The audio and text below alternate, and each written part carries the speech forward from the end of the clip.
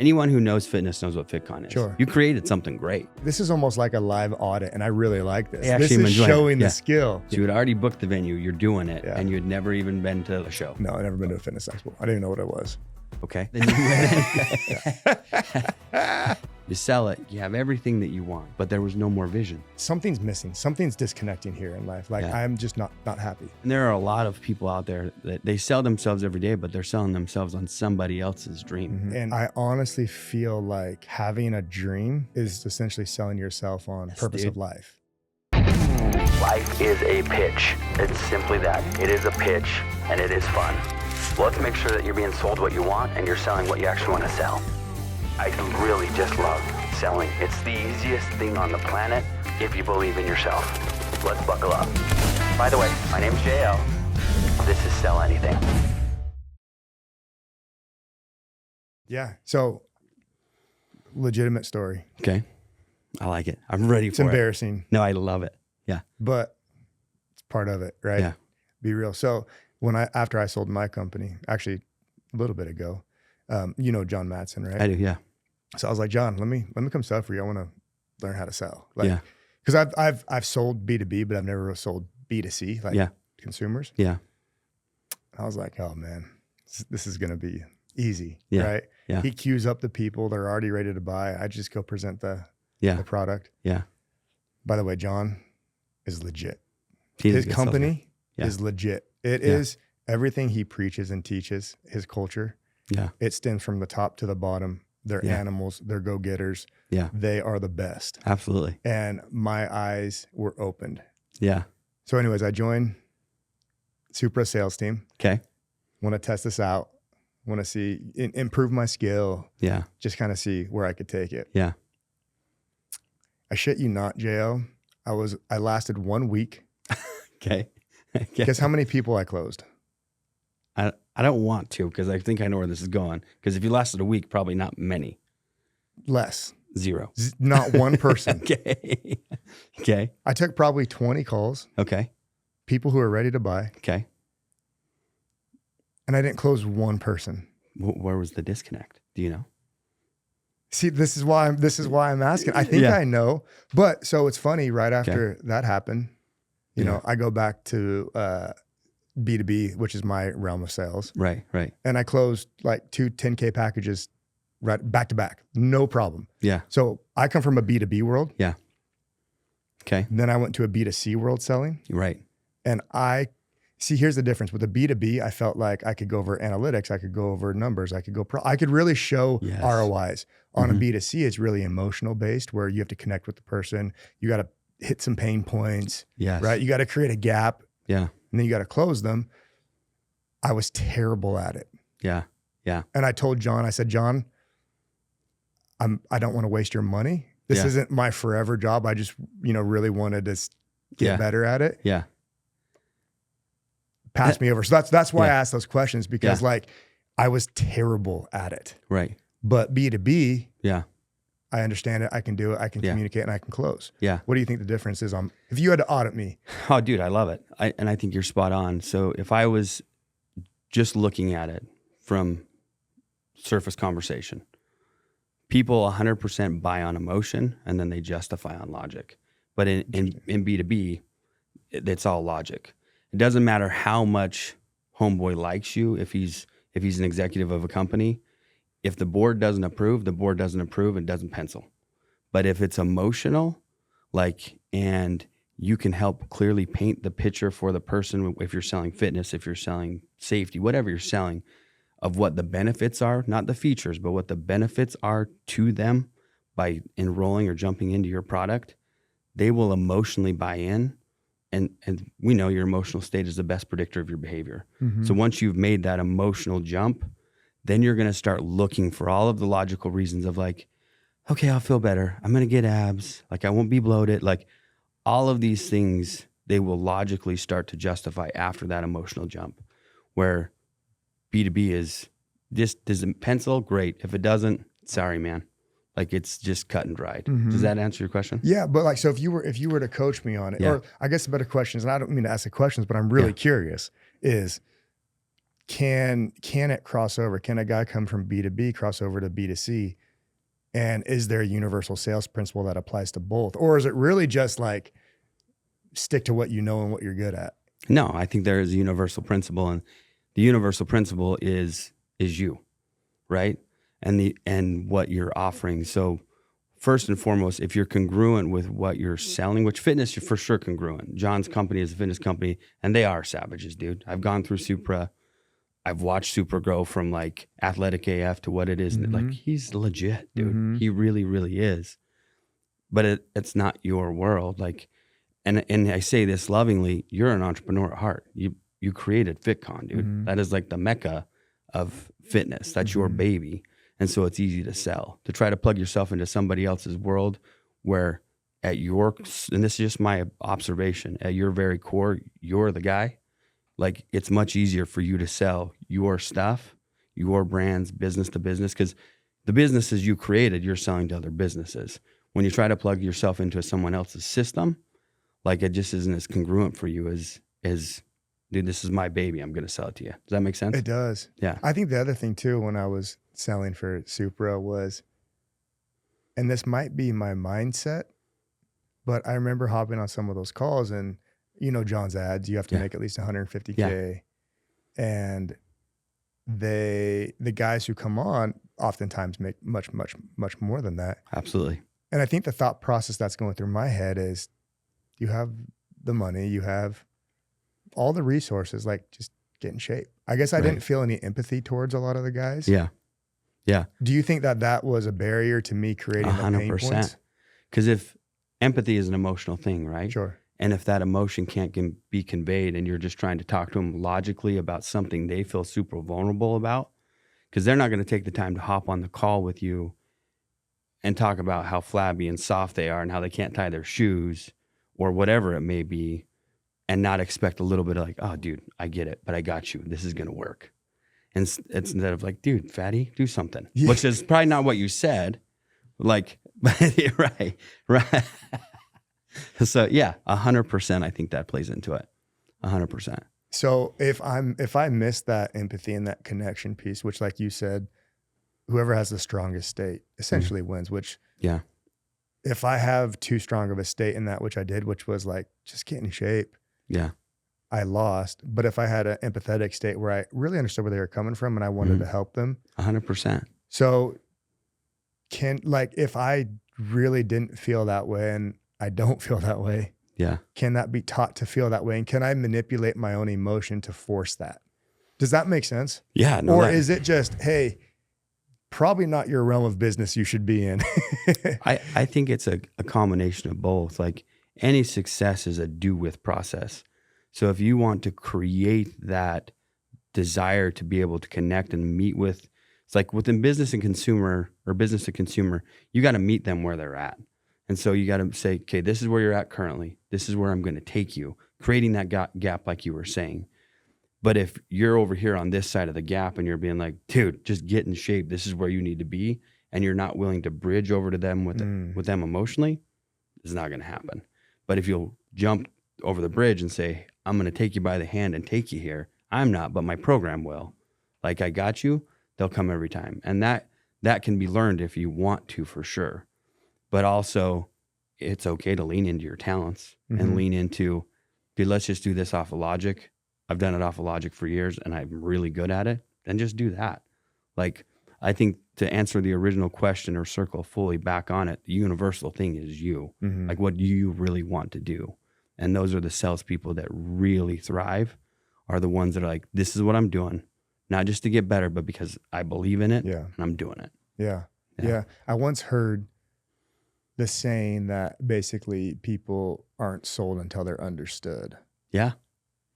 100%. Would you agree? 100% on the same coin, other side, right? Flip side of that, a confused mind will always say no.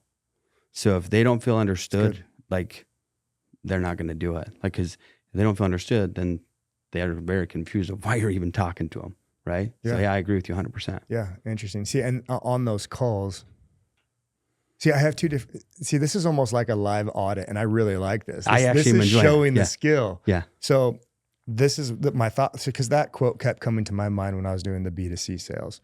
And so my idea of showing empathy or understanding was agreeing and being like, oh, I understand where you're coming from. Yeah. But I think deep down inside, they could feel maybe that energy that was really, come on, like, right? Pull your head out, dude. Now, Let's go. Now let's talk B2B. When I do like a brand audit with somebody, audit their social media, audit their website, their messaging, right? Do the B2B sales. Right. I am about as blunt as you can get. Absolutely. I am so, not even intense, but just, this is terrible. Okay. Okay. Yeah. But I close everybody because inside I really want to help them. Yeah. And so that's where I go back. I think I misunderstood that. And this is where I'm interested on your opinion for the coaching. Yeah. Is at first I thought helping someone, understanding them was agreeing with them, but I closed less. But when I guess was really blunt and like, but had the energy of helping someone. Right. I was able to close them more. Thoughts on that? I love it. And I would respond maybe with a question is, can you really help somebody if you agree with them when they're in just a crappy spot? Oh. Like there's zero help there. Like if I'm going to agree with you and validate your crappy behavior or your crappy solution, am I really helping you? And that's like. So how would you show understanding and empathy, but at the same time, not validate that behavior? Does that make sense? Yeah, 100%. So I'd look at the behavior and I would basically just say, okay, where you're at right now. And let's just use the example of the fitness people, right? Where you're at right now, are you happy? No? Okay, cool. Are you comfortable in your own skin? No? Okay. Do you believe you can be? Maybe. Okay. If I can show you a way that belief gets strengthened and then your behavior changes and then your habits are changing and then all of a sudden you've got abs and you're enjoying your time on the beach with your family, you in? Like, yeah, I'm in, dude. Okay, then I can do that. Like, let's do this. And then bring them into it. Does that make sense? It's way better than me. I remember I did a live recap because they Zoom all the calls. Yeah. And I was so embarrassed with myself. It was one of the most humbling things. And then I hear you just spit that out like it's nothing. Like for me to do that, would almost like, it was so difficult for me just to speak that easily and that plainly to someone. Yeah. But on the marketing side, on branding and business, you're great at it. I could speak all day. Yeah. Yeah. No, you are great at it. Like FitCon is, anyone who knows fitness knows what FitCon is. Sure. And so the fact that you created that and built that is because you just spoke the facts. Yeah. You could go to the business and say, yo, dude, this is how many consumers are going to be there. You need to sponsor this. Yeah. And they're like, where else would we find a venue or a median that will give us that many of our ideal customers that we can just speak to directly? You created something great. Well, it's actually interesting on the FitCon side because we actually have B2B sales and we have B2C sales. So we have a sponsors and vendor side that we communicate very plainly with, hey, we have X amount of people. Right. Your product is in line with this demographic of people, right? There's a great chance that you're going to see an ROI, right? But from the consumer side, it's interesting because a lot of it is social media marketing. It's painting a picture of almost a dream for people. Who can I meet? How can I look? What products can I offer? Right. And so it's interesting when you're going for mass sales, because we have to get thousands and thousands and thousands of people to FitCon. Right. It's such a different process and Superhuman on I guess the difference is this is closing. Mm-hmm. This is more mass marketing. Right. Like it's almost two different sales processes. Yeah. So again, getting coaching from you. No, I love it. Yeah. The universal principle of the closing, let's say, where you said, show empathy, understand, but don't, agree or embrace that lifestyle. Yeah. Is that applicable also, do you think, to the mass marketing from a bigger standpoint? Right? Yeah. I think, well, when you were talking about the mass marketing, the thing that stood out the very most is you're painting that picture for them of this is where you could be, this is what you could do, this is what you could look like that speaks to somebody wherever they're at. Because there may be someone who is really close to being like, hey, dude, I could give me 6 months and I'm getting on stage and I'm going to compete in a show. Or I think Executive Fight Night is one of your events too, right? Yeah. I've had 3 buddies do that. Really? And they loved it, man. They loved it. But none of them had ever boxed. None of them had ever done any fighting at all, other than like they played football, which is the most violent they had ever been. Yeah. But they started training for it, and they took on this identity because in marketing to the masses, interesting, you were able to convey, well, this is where you could go. And like, dude, it's profound. It was really cool. So I think really sales is just meeting people, whether you're marketing to one or the masses, where they're at. And then, like you said at the beginning, creating that gap or acknowledging the gap exists. And then the solution you have to offer closes that gap faster and easily for them. It's good. That makes sense? Oh, it makes sense. Cool. This is fantastic. Sorry, I just took it off. I was really interested in all of these questions. This wasn't even... So we can restart the podcast and do it the right way if we need to. But man, that was really interesting to me. Yeah. And I think that, again, like it's interesting. A lot of the stuff I was doing from the B2B world and even the B2C world, I was just naturally doing because it made sense. But when I transitioned to that closer's role, I was so scripted and trying to do it a certain way that I totally missed the essence of just my authentic personality and my energy coming out. But my energy and my skill level wasn't at a point where I could just totally do that. So I felt like I was in this middle ground of just circles. Yeah, that's the thing, dude. And laughing at myself and totally humiliating myself. Yeah. I remember I talked to Grant. He's the sales leader. And I was like, he's a stud, man. He's a stud. And I was like, Grant, man, like there's a couple other guys on the team where I was just like, there's no way they should be outselling me. Dude, I get it, man. And I'm getting blanked here. Yeah. Yeah. And I think it's been on my mind for all this time of how do I fix that? Like, how do I get better at that? And then how do I apply that to my personal endeavors, my entrepreneurial endeavors? Right. 100%. Dude, I love it. I think, so what was his advice? What did he say? His advice was, you suck. Hey. No. So he met you where you're at. He met me where I was at. Okay, cool. And then he just said, hey, basically either do you want to do this or you don't, Perfect. And I was like, oh, I really don't, There you go. And so that answers your original question of if you really authentically don't want to do it, it's not going to work. Yeah. It just will not work. Like all 3 of those people, all 3 of the things have to be aligned. The salesperson has to be aligned. The service that you're providing or the product you're providing is aligned with what the person who wants to buy it needs and wants, and it just helps close that gap. And if those 3 things aren't in sync, then the universal idea of sales just does not happen. Okay, I have another off question for you. This is so good. You're great. These are great questions. This is so good. I feel like you planned this with Brady. No, I didn't. I saw the questions. I'm like, this is like every other podcast interview. I want to do something different. Let's do different. I want to do different. Okay. So this is another issue I've run into on a sales side, but this is more from a culture and a sales team. Right. Do you think what comes first, the chicken or the egg, right? But what comes first? Do you need a viable product that you've sold that there's enough demand and then you start bringing on salespeople? Or do you believe that you can have an idea and a concept and a product and bring on salespeople right away, even though it's not necessarily proven? Right? When is that time and place to replace yourself with someone who can sell it? I think a big part of sales and the things that actually create the massive changes in humanity or the movement in humanity is something that can be delivered. So I think there's a super fine line of we can paint a vision like this. Let's use a Cybertruck, for example. It was like an idea, maybe a concept. It could be really cool, but it wasn't created. A bunch of pre-sales had taken place, and then people started getting it, and ta-da! Like the concept was there.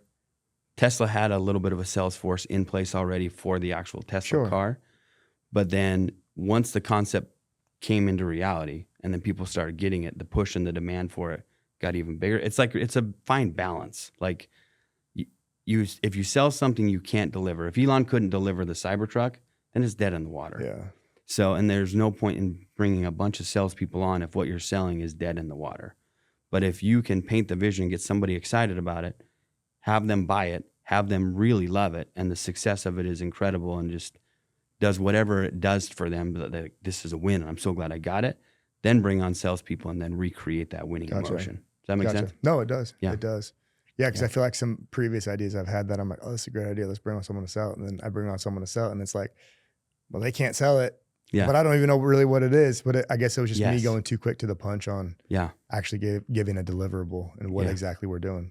I think there's a ton of value in fixing it while it flies, for sure. Like, let's get it in the air and let's just see what happens. I think that, again, the movements that all of a sudden now you have so much momentum and you've got just success coming out your ears are things that can be delivered, and it's so clear of what is in it for the customer, because the customer doesn't want to buy anything unless they know what's in it for them. Again, going back to that idea of the benefits, not the features. Like, what do I get out of getting your product and service? Oh, that's interesting. Yeah. The benefits, not the features. Yeah. Features are cool, but it's what's in it for me? Mm-hmm. Like, that's one of the biggest questions of all time is, why would I do this? What's in it for me? Supra, just going back to his example, or John's example, your abs is in it for you, dude. Feeling sexy again is in it for you. Feeling like an athlete again is in it for you. Like, if you want those things, let's go. If you don't, cool, stay where you're at, and we'll probably talk in 6 months. You'd be really good. Thanks. You'd be the top closer. I agree. I'd run circles around Grant. I just Grant's a stud. No, but it's what's in it for them, right? And so if you can deliver what's in it for them with the benefits, then hire salespeople for days, which is exactly what John has done. Yeah. Gone from him taking all of the calls to now he's got an entire team and they are crushing it. Yeah. Like, so, because they're legit, like you said, from the top down, they deliver what they say they're going to do. It's the truth. It's pretty wild. Yeah. It's wild. Okay. That was good stuff, man. No, it's huge. So I am curious though, dude, how did FitCon start? And before FitCon, I think, if I recall, because we talked at an event a few years ago, you're originally from Canada, aren't you? California. They're the same to me. CA, Canada. Right. CA. So you're originally not from Utah. No. Okay. So, but then you came to Utah to play at the U. Yeah. Okay. And then if I also remember, Aces was your gym. Yeah. In Lehigh. Yeah. Okay. And so, which I love, beautiful facility. I think a pest control company owns it now. I think so. So, but all good. But how do we go from California, playing football at the U, building a sports training facility, to now we have the biggest convention expo that has ever been put on in the history of fitness is your baby? Yeah. Yeah. You know, looking back, it's an interesting process.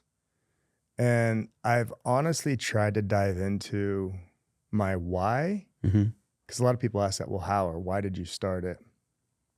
And I think at that time, and I'll go through the process in a second, but I really think at that time it was more of my why force was I want to prove that I could do something on my own.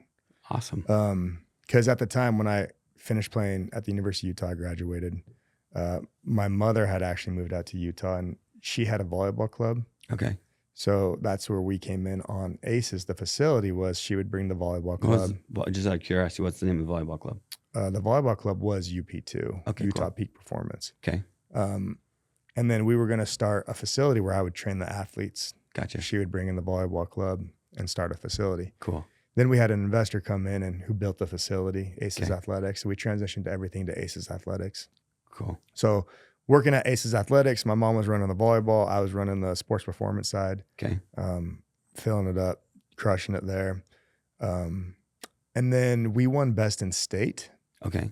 Which was an award for the best sports performance Does training. it kind of look like a Grammy? Yeah, kind of. I think I know what you're talking about. Okay. Yeah, but it was really strange and interesting. Yeah. Because it didn't make sense to me. Okay. Because what happened was, you had to pay money to apply. Okay, so it's marketing. To be Best in State. So if Cool. you wanted to be considered Best in State, Okay. at the time, and maybe it's changed now, but we had to pay a little bit of money. Okay. Then if they selected you, A little bit more money? So if you wanted to attend the gala, Okay. you had to then buy a table where they announced the winner. Okay. Right. And so we It's a went to great the model. gala. Yeah, we went Yeah. there. And I remember when we won it, we sat down and I'm looking around at all the people and I'm like, hold on, all these people paid to be here? Like, Yeah. how does this make any sense? And so I was like, well, that's a really interesting business model. So then I went on an idea of let's do one for Utah's top trainer. Yeah. You know, let's do the same model, but for Utah's top trainer. And that fell flat on its face. And it was a really dumb idea, but it transitioned into FitCon. Okay. Because the concept of I want to gather a bunch of fitness professionals together in one building. I want them to pay me to market and promote their product. Well, why don't we do this cooler? Why don't we, make an expo out of it? And then what happened? So I started that on the side. So I was working full time. I went back to school to get my master's full time. And then I started FitCon. So it was really like, busy. 5 a.m. till noon, sports performance training, noon till 5, masters, 5 till 8, sports performance, 8 till 2, FitCon, repeat. Wild. For a long time. Yeah. Pre-kids, obviously. I can only imagine it'd have to be. So did that. And then what happened was I remember I went to the Olympia. Okay. I had never been to a fitness expo. Yeah. And I already booked the venue. Yeah. And I went to the Olympia for the first time. Time out. Let's back up just a little bit. So you had already booked the venue. You're doing it. Yeah. And you had never even been to a show. No, I'd never been to a fitness expo. I didn't even know what it was. Okay. Yeah. Yeah. I just thought it was a cool idea. Yeah. And it's a great idea. Yeah. Yeah. Smart. Anyways. So I go to the Olympia, which is, one of the biggest fitness expos. Yeah. And I remember walking through the doors and looking around and being like, what did I just get myself into? I love it. Like, what is this? Send it, dude. Full send. Yeah. And so basically I saw kind of what they did, audited it, started to get some concept, brought it back. Okay. Ran the first year of FitCon. Yeah. And that did well for our first year. Okay. And then what happened was I transitioned out of ACES and into FitCon full time. Okay. So that's kind of the transition of what happened there. And then it was just figure it as you go. Like, fix it while it flies, baby. Fix it while it flies. Yeah. And, just like every entrepreneur made every mistake in the book possible, especially looking back. But I go back to your question earlier is why did you start it? Yeah. And for me, the driving force was because I was working with my mother at the time. Right.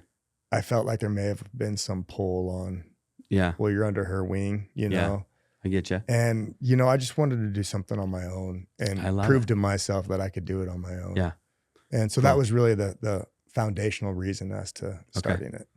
So not to dive too off the deep end, but I am so curious in proving that you could do it on your own, because clearly you did. FitCon is a massive success. It's awesome. What did you learn?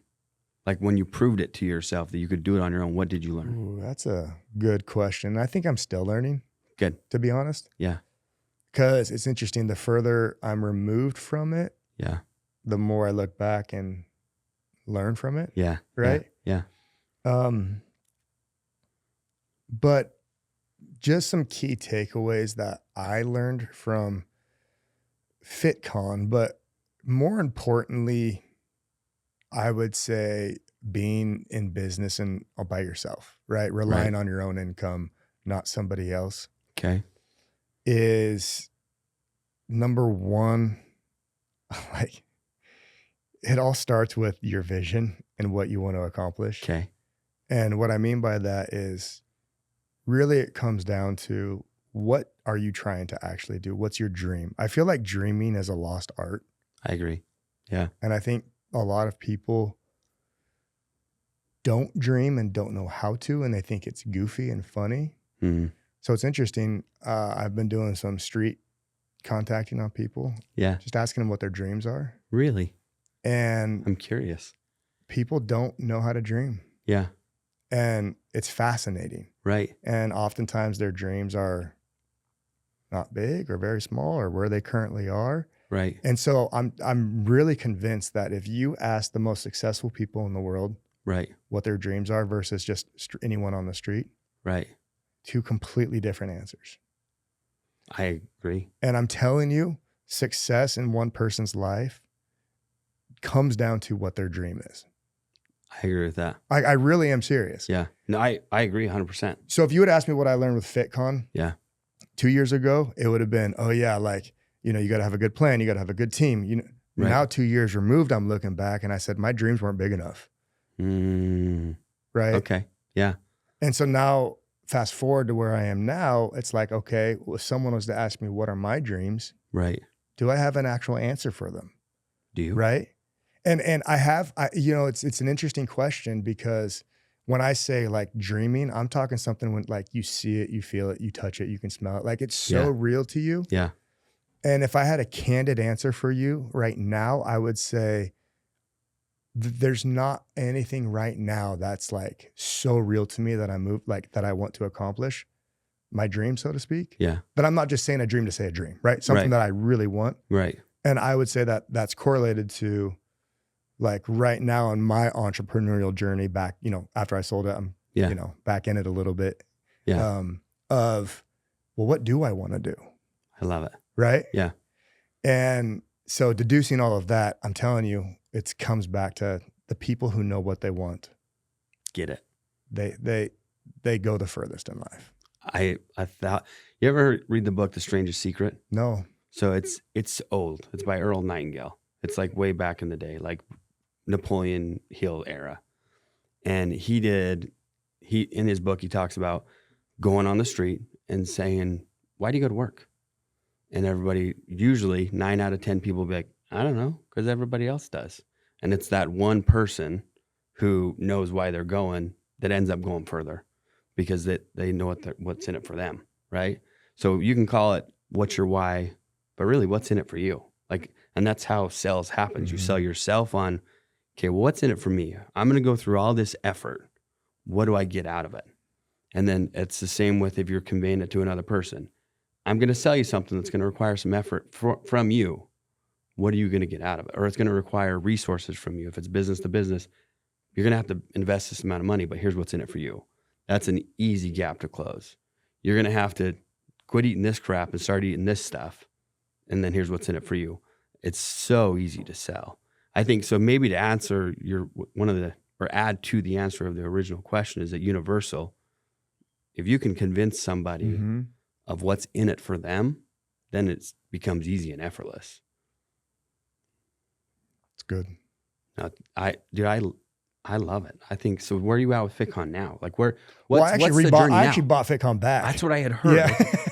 Yeah. You had told me, I know you had sold it, and then you had just built a beautiful home in Heber, right? Yeah, that we never moved into. Yeah, and then okay. So you would take so this is what I've learned the last couple of years. This is what's fascinating. So yeah, I built a big beautiful home in Heber for people who might listen to this. It's right outside Park City up in Heber Midway. Right. Our dream home, what we consider a dream home, 6,000 square foot dream home, backed up. You can see all of Mount Timpanogos, like just stunning. Beautiful. Right. Yeah.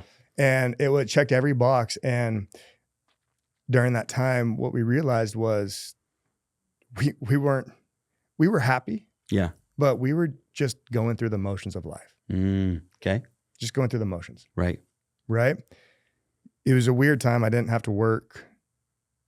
Kids were happy. Everything was good. Yeah. Building this house. Yeah. And I was so bored. Yeah. And miserable.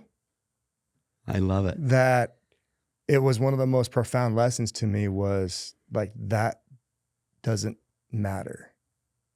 Okay. Unless you want it, really want it. Yeah. Yeah. And I think I was doing a lot of that stuff because that's what you were supposed to do. Right. Right. So we went back to the drawing board and said, okay, we need to switch something up.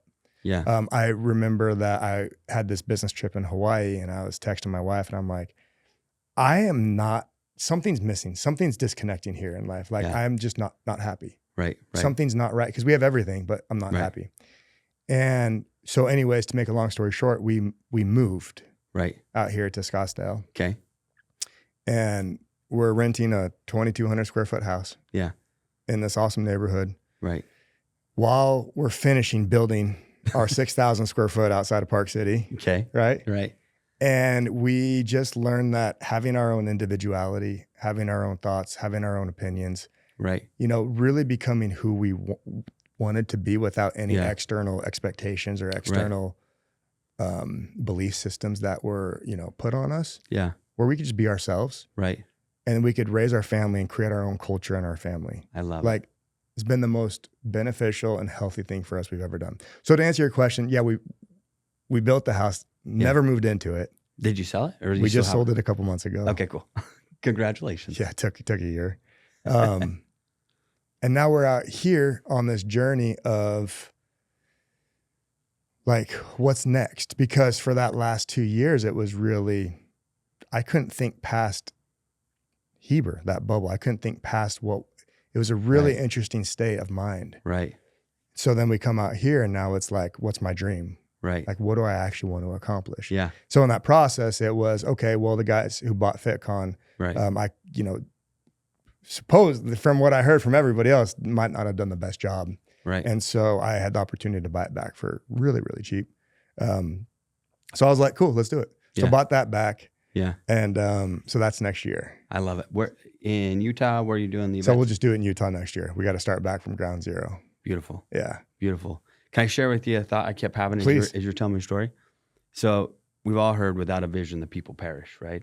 I have not heard that, but that's good. So without a vision, at least not that specific statement, the people perish. And so if the dream's not there, like you have everything that you want, you dreamed big, like you went full send, you got a venue, never been to an expo, but you had this vision, you had this dream, we're doing this thing.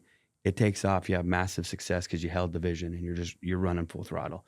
You sell it, you now have the perceived idea that I have everything that I could ever want according to everybody else, but there was no more vision. There was no more dream, just like what you were saying and talking to the other people of there's no dream. The art was lost and you're not happy. That's the exact, that makes so much sense to me, dude. Because happiness comes, in my opinion, comes from growth and comes from this is what we're going to get and we're getting it. Dude, it's so true. I love it. That's cool. And just to tie that back in to sales a little bit, because I know this is sell anything. And I honestly feel like having a dream and a goal is almost essentially selling yourself on the purpose of life. I agree. Right? I 100% agree. Right? Yeah. And so it is interesting because you have to essentially sell yourself. Every day. Every day. Every day. And there are a lot of people out there that they sell themselves every day, but they're selling themselves on somebody else's dream and somebody else's vision. And they're not happy. They don't know how to dream. But as soon as that clarity of this is what I'm doing, this is what my purpose is or my destiny, whatever you want to call it, it has different linguistic labels for sure. But once you know, dude, I'm destined to win, and the only way I win is to continue to grow, and you can sell yourself on that growth and that vision, dude, life is fun. And that's really how to convey sales to anybody of, okay, here's where you're at. Let me paint a picture for you. Just imagine, if you will, going back to the fitness example. You're 80 pounds down. You can move easily. You can move effortlessly. You go to scratch yourself and you're like, wait a minute, that's a pec. That's not a boob anymore. Things are different. And you paint. Sounds like you've been there. I've been there, dude. Dude, here's the thing. So I knew of ACEs because I put myself through school as a personal trainer. So when you were saying all this stuff of I'm up at 5, I'm training clients, then I go to school in the middle of the day, that was my life. Yeah. I literally put myself through school as a trainer, and I could sell the lights out of training because it was so easy because you could see how unhappy people were, and you're really just selling them. And this is not meant disrespectful. You're selling them hope, but with an actual solution that if they'll follow, it's stinking science. If you'll hit your numbers and you'll do your workouts, it will work. It's science. It's thermodynamics. It has to work. So if you can sell them that and then deliver the solution, their life changes and you have a lifelong buddy because you've literally changed their life. But I don't even remember where I was going with this, but I put myself through school as a trainer, and then I went back because you were like, sounds like that experience. I did. Then I got this entrepreneur bug, and I started my own business because I was finding that a lot of the people I was training had their own businesses, and so they could afford to pay me, or their wives were paying me, and it was okay, the common denominator is these people are entrepreneurs. That's who can afford to pay me. So I was like, I'm going to do that. And so I started a business and I gained like 40 pounds. Mm-hmm. And I was like, well, I'm not ever going to go to the gym again because I'm not going to let anybody see me. This is embarrassing. And then, but that business failed miserably. And then I went and I started knocking doors and I didn't gain any more weight, but I got so much softer, dude. You don't look good eating gas station food. It just doesn't go well, like by any means. And then I went through John's program and it's worked. And I've ebbed and flowed, but like, I'm not nearly as soft as I once was. So I do have the experience for sure. And but it's awesome, dude. Fitness is a beautiful thing, and helping people see that vision of whether it's fitness or safety or whatever the dream is, business coaching, marketing. If you can paint the vision of where they're going, that's what people buy. So I think that's really the universal answer of sales is, can you paint the vision and make it super clear of what is in it for them so that they're willing to invest. Yeah. And universal, now that honestly with this conversation, I think it is universal. It's, can you paint a vision for your clients? Can you paint a vision for yourself? Can you paint a vision for your family? Right. For your kids, 100%. Your employees, all of them. Yeah, it really does come down to dreaming bigger, just like you were saying. Dreaming. What's your dream? And people like, it's interesting. I've been consulting a few businesses and they want to be liked by everybody. It's impossible. But they want to be liked by everybody and no one wants to pay for their service. And I keep telling them, you got to draw a line in the sand. Right. You got to be on one side or the other and force people to make a decision. You got to force people to either love you or hate you. Right. And it's interesting. Basically, all I'm telling them is like, how big is your vision? Like, you know what I'm saying? That's all I'm saying. You don't need to be a jerk. You don't need to be just set a standard. People. It's just, what's your standard? Right. I agree with you. And either people want to pay you for that process to get on your standard, or they don't want to because they want to be that, but they don't want to admit there's an ego involved. Yeah. So it's been a really interesting process, but I think that that's the same thing I'm just talking, like, this is more learning for me, but with my life and my family and how I act every day is, what's my standard? What do I sell myself on? What's my non-negotiables? Where do I draw the line? Yeah. Do people know of that? Am I able to paint that picture for them? Right. Because then it's easy to make decisions and it's easy to quote sell. 100%. 100%.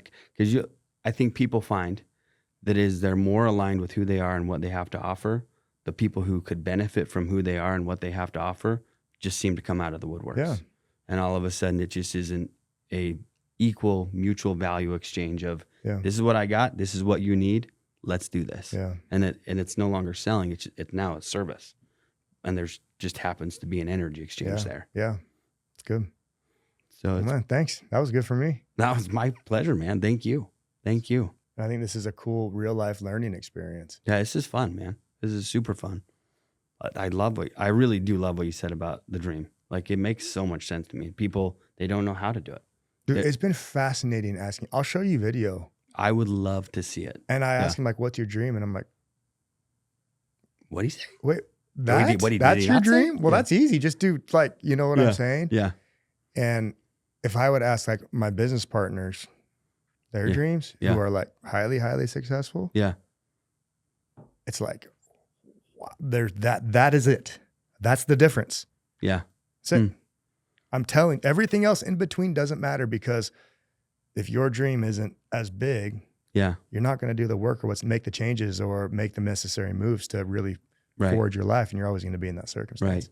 It's fascinating. I mean, maybe there's there's every once in a while someone gets out of it, right? Well, no, dude, I agree with you 100%. And so we have the common thread of will, right? With Upgrade.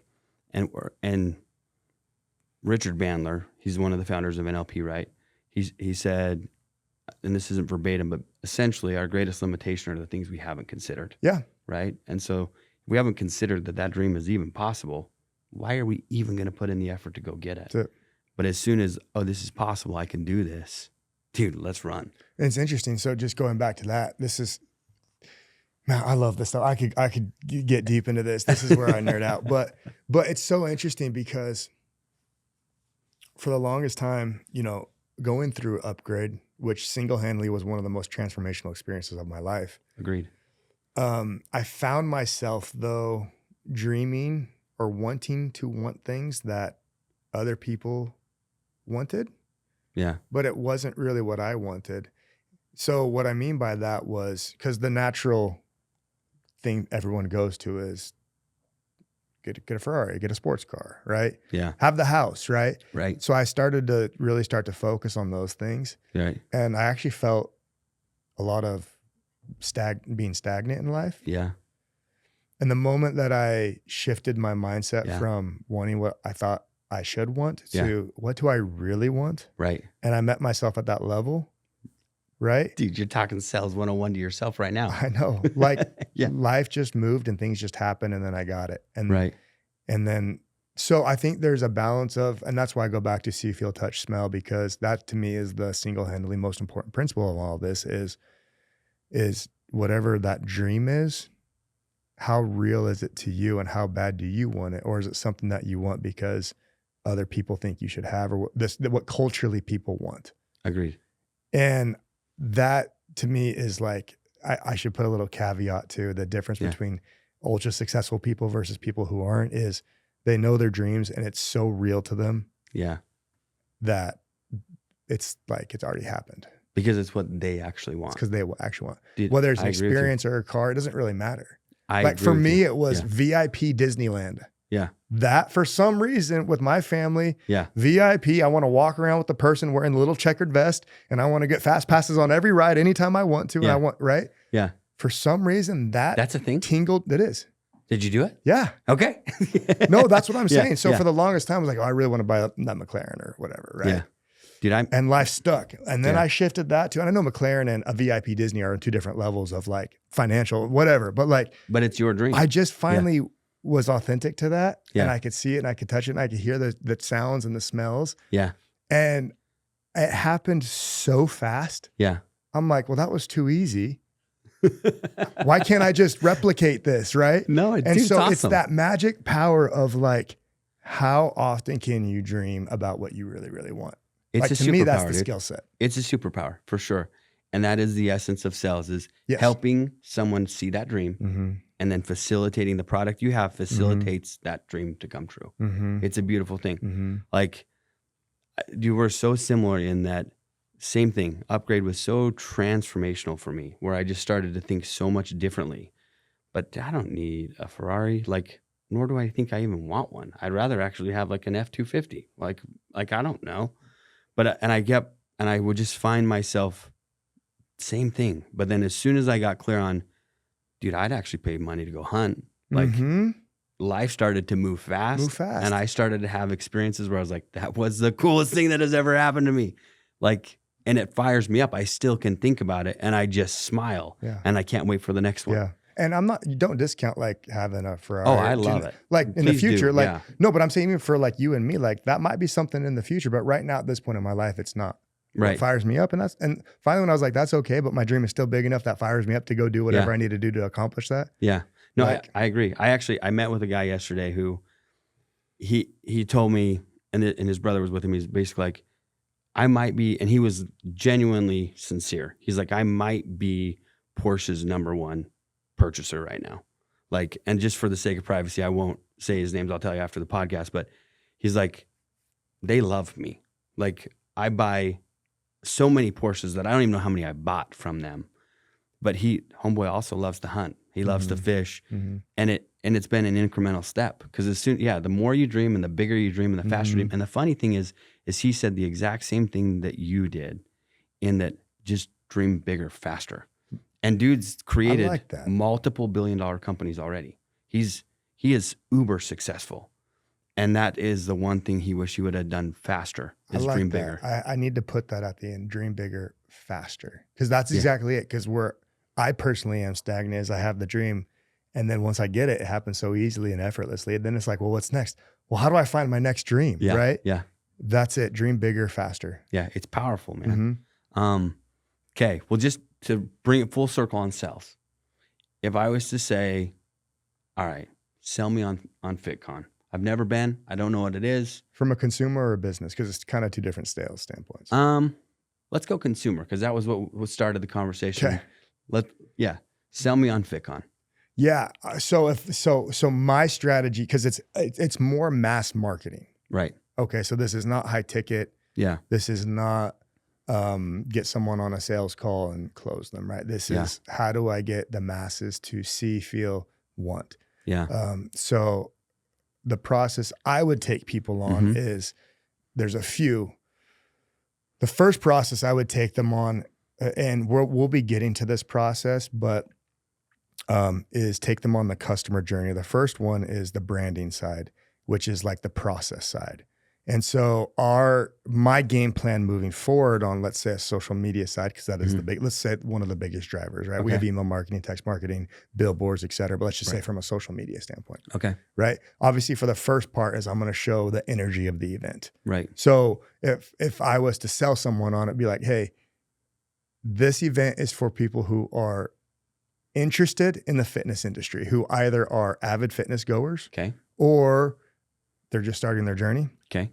And they want to be around some sort of environment with like-minded individuals who are wanting to be fit, be healthy, and are willing to invest in themselves to make that happen. Okay. Right. And then there's different verticals within that. But that's the overarching thing is we're an entertainment company. Okay. And that's what I've learned is we are an entertainment company. People want to come to FitCon to feel good, to look good, to try the latest product, to buy discounted product, to meet their favorite influencers, to meet their favorite guests, to watch their family members perform in a sport, to be experienced and open their eyes to a different sort of sport or modality of fitness, right? So there's all these kind of levels, but our tagline at the core is find your fit. So that's what I focus on is we help people find their fit. Whatever it may be. We're going to bring in as many modalities of fitness and make it as entertaining as possible. Okay. So they can find their fit on what they want to accomplish in life.